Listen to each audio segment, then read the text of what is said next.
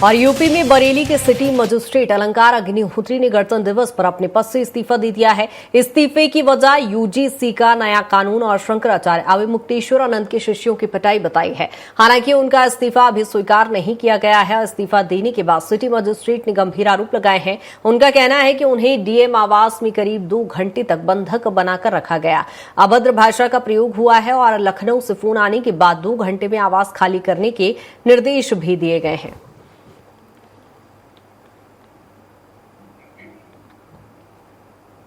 जहां आपको बता दें कि सिटी मजिस्ट्रेट को ये इस्तीफा सौंपा गया है। मुझे डीएम आवास में बंधक बना रखा था। मैंने तुरंत सचिव साहब को कॉल किया, वहां बगल में बैठे थे, कि मुझे यहाँ बंधक बना लिया। तो इन्होंने मैसेज पास किया। जब उनको हमने बता दिया कि हमने बता दिया है सचिव साहब को, और तो कप्तान साहब भी बगल में बैठे थे, तो उन्होंने बोल दिया कि बता चुके हैं। तब हमें तो आनंद फानंद में जाने दिया, क्योंकि मीडिया में मैसेज पहुंच चुका था। लखनऊ से उनको कॉल आया, जो मेरे लिए बोला गया, साला पंडित पागल हो गया है, स्पीकर फोन पे दे। और कप्तान साहब ने जाके बोला कि अरे आप स्पीकर फोन पे सब सुन रहा है।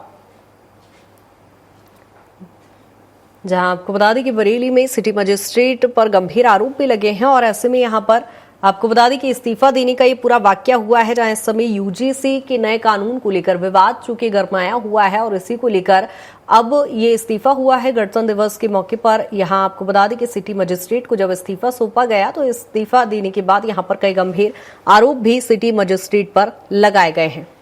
और ज्यादा जानकारी के साथ पवन हमारे साथ जुड़ गए। पवन, जब से देख रहे हैं यूजीसी में जो नया कानून ऐड हुआ है उसको लेकर लगातार विवाद छिड़ा हुआ है और ऐसे में यहाँ पर एक इस्तीफा भी हुआ है। बिल्कुल कृतिका, देखिए सबसे बड़ी बात है कि ये बरेली के सिटी मजिस्ट्रेट अग्निहोत्री ने जिस तरह से इस्तीफा दिया है 26 जनवरी को, यह सामने जो मामला आया है इस पे लोग बता रहे हैं कि इसके पीछे पुरानी रणनीति थी और इन्होंने पहले से ही मन बना रखा था कि हम अब नौकरी में ना करके हम कहीं न कहीं से राजनीति करेंगे। चूंकि इसके लिए उन्होंने जिस तरह से बयानबाजी की, जिस तरह से सोची समझी रणनीति के तहत 26 जनवरी को इस्तीफा सौंपा।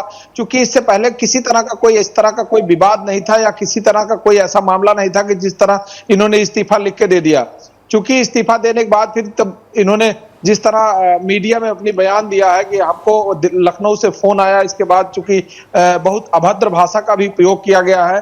जो सूत्रों के मुताबिक जो खबर आ रही है, 5 साल की सर्विस के बाद इन्होंने इस्तीफा दिया है और ऐसा माना जा रहा है, जो सूत्रों की जानकारी मिल रही है कि अब ये राजनीति में जाना चाहते हैं।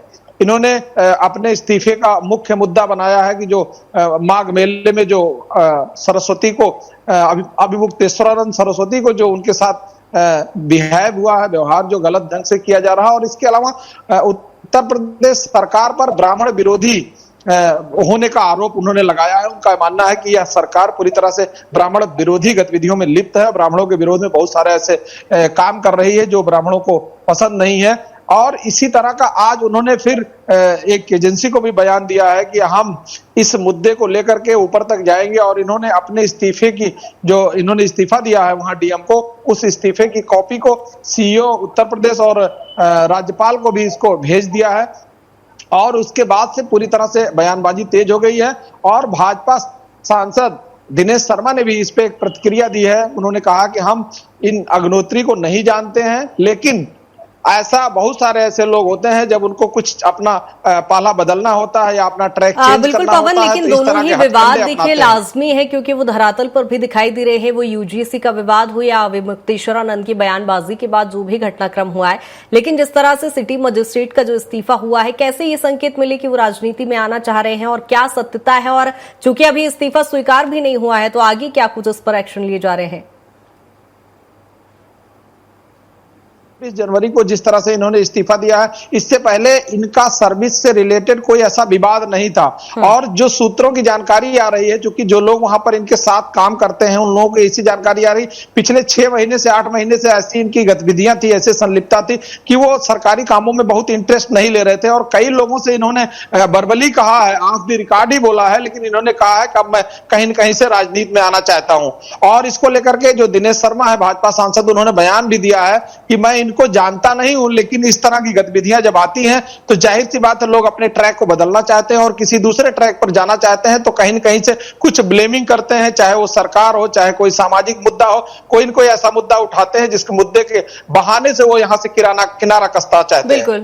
बिल्कुल पवन, कहीं ना कहीं इसमें सत्यता भी हो सकती है। बने रहिएगा तमाम जानकारी के साथ।